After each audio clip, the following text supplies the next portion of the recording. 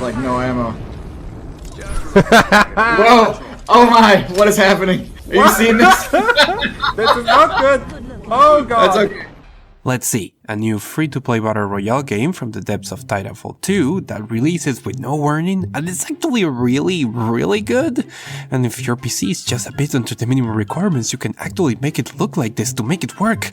Is it my birthday?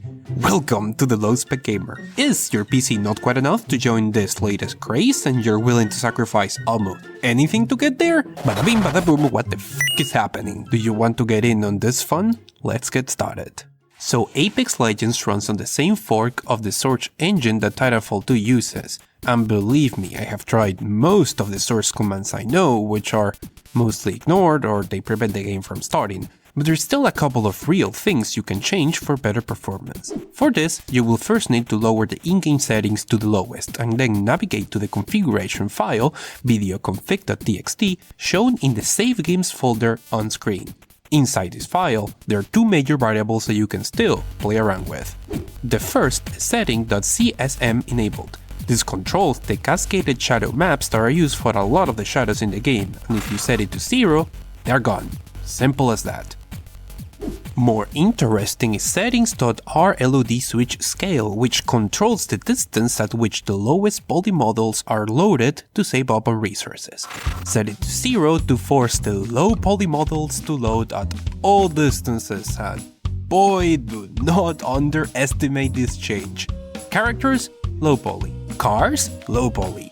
Stones, low poly. Some of them are missing chunks that just do ghosting of whatever else was there. On a black hole as endless as my sorrow when I heard that they cancelled Titanfall 3.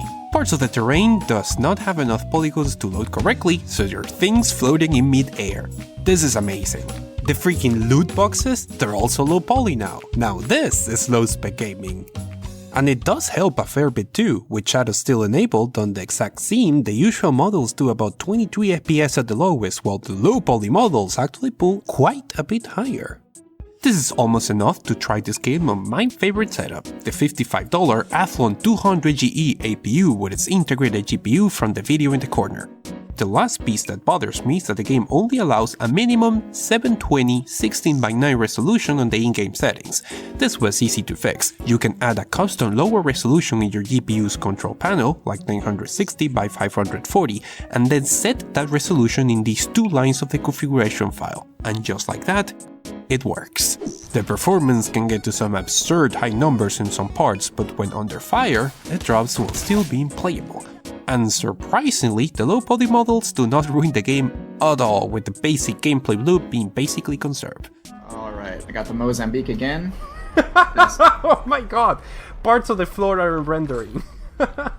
Oh god, this is so confusing. I don't know where I can stand and where I cannot.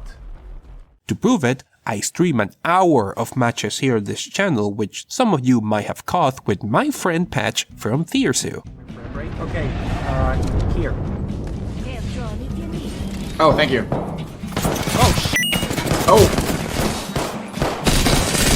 what the heck just happened? Oh, shit! Oh, there's another one! Another one! My goodness, they're all on us. Don't leave me, I'm dead! Oh, shoot. Oh, grenade! Get out! Get away! Can I close the door? No, they blew it off. Like, the door is destroyed? Yeah, they blew up the door. Wow. Behind you. I'm down.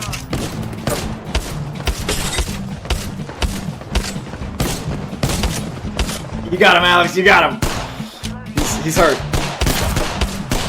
Nice! So yeah, the game is free, and if you're just in the border of being playable, hopefully this information can help you. Apex Legends does inject a couple of very cool innovations to the Battle Royale genre that makes it very fresh to play. It is so polished that I'm very surprised it's free to play. How will they make money from this? Well, there are a couple of locked characters, skins, loot boxes, but even if you have never paid anything, they might get to profit from your data. The new gold of the information era. Did you know that the need of processing the growing amount of data is one of the main reasons that led to the development of computers as we know them today?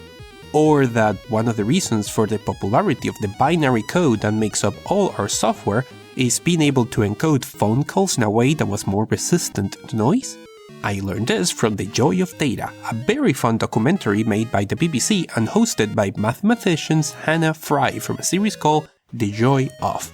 The whole thing is super interesting and is all available on this video sponsor, CuriosityStream.